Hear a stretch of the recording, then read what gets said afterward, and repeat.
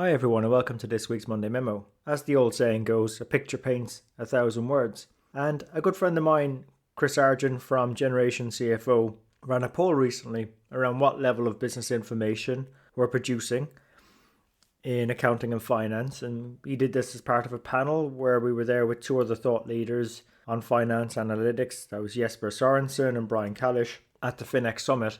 What Christopher was looking to understand so we could discuss this at the panel was what level we were at. So level 1 will be your historical actuals, what happened. Your level 2, your actuals analysis, so why did something happen. Your level 3 is where some of us operate with data-driven predictions, so what will happen.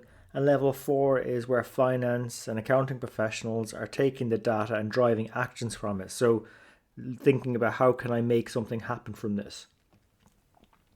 And how the results spread out was that about 14% of the 189 people who answered were at level 1, 44% were level 2, 26% at level 3, and 16% at level 4. So whilst I'm encouraged to see that we're all not at level 1, I'm still a little concerned that more of us aren't yet near level 4. And this is what really, not something that I'm saying matters to me, it matters to others. Given the speed of technological development, our understanding around data, level 1 to 3 are going to require less human intervention. Let's look at it in a framework for assessing the quality of our business information provision. I wrote in my first book about this gears methodology and if we look at the scenario of, let's say, a lot of us were being asked to do a lot of forecasts at the moment, given the very uncertain times we're in and run a number of different scenarios. What does that mean when we have these levels down with this gears framework? So G stands for governed, right? So if you're at level 2 or 3, which most of are at, IT are getting much more on top of data security. There's policies in place. Data sets are being defined. There's a greater amalgamation of non-financial and financial data sets. A lot more companies are getting on top of that. Now, if you are, great. But if you're not there and your IT department's not there, then you should be worried because they're getting there fast. A lot of focus is going into this. Even around data access, because of the threats of cybersecurity risk and how companies now are really realizing the value of the data within their businesses, they're putting a lot more protections around this.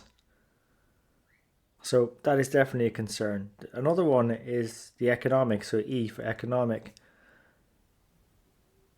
Some of these licenses helping us get nearer level 4 are like for a really low cost, like $10 a month. So it's much cheaper than any qualified or certified finance and accounting professional out there that I know in the world. And these tools work 24/7, 366 days a year. So it's very difficult to compete with some of the technologies that are happening at the level 2 and the level 3 levels, which is about analyzing our actuals and driving data-driven predictions. Only yesterday I had a previous guest mentor on the show sharing with me an app he's developed that allows him to do a lot more predictive analytics in the space of seconds. Whereas this type of work used to take one of my analysts probably about a day to do every month. So it's just amazing how fast things are changing. The A in the gears methodology is accuracy. So a lot of these tools, these artificial intelligence tools, are learning their accuracy at their predictions, particularly at level 3, feeding that back in and doing it again and again. And we all know how finance teams don't like unexpected surprises, particularly if those expenses come in higher than we'd forecast and so on. So they're incorporating that feedback much better than we probably could. Then there's the R statistic, which is relevance. A lot of our tools now, particularly level 2 and 3, so where we've got, say, people in the business or clients or so on, they're accessing their actuals and also these predictions of what might happen. They're actually being able to select what things they want to view, what areas of the P&L or the balance sheet, and what to look at, and they're selecting what's relevant to them. So they don't really need us as much to do that for them, And if they're using these types of dashboards or portals to access the data, most of it now is in real time. So S for speed in the GEARS acronym, it's there already. So if we're resting on our laurels at level 2 and level 3, it's not going to be long before we're going to be left behind and made irrelevant. Painting a bit of a scary picture, but I don't really want to do that, because if you can get to that level 4, and I think that's where we should be heading, it's actually a really great place. It's where the data comes to life. It's where it's put into action. It's also where we can develop greater influence over what we do, the impact we make with our clients, with our customers, our stakeholders. And it also gives us a much better chance of having a more meaningful, rewarding and successful career in accounting and finance. And I do think it comes back to this idea of value. And value, is what they say, is in the eye of the beholder. And a lot of people get confused with this idea of, if I solve problems, I'm adding value. Technically, maybe that's a bit older, level 1 to 3 thinking. Actually, what you should be maybe thinking about or reframing problem solving is to something that you're exploiting opportunities on things to do with the data, with the business information, partnering with other human beings to go make it happen, because that's the bit that machines can't replace. It's somewhere they can't go.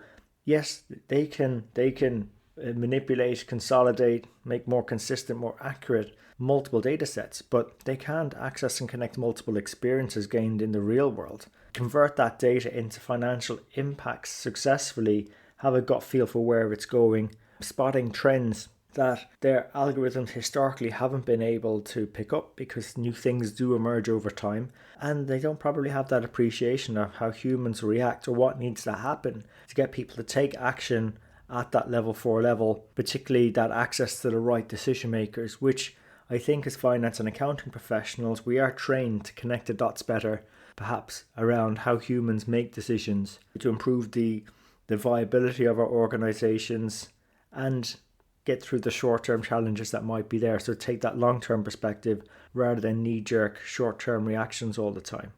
And that's the type of counsel our organizations are looking towards, and help them make these things happen.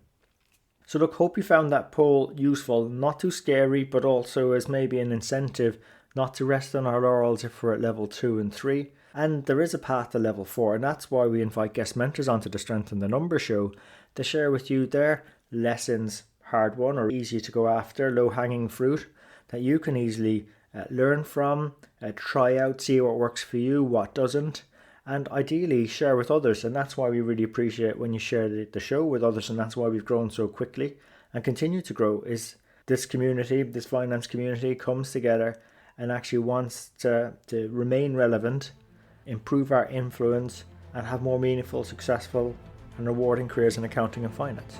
So as always, thanks for investing time with us today.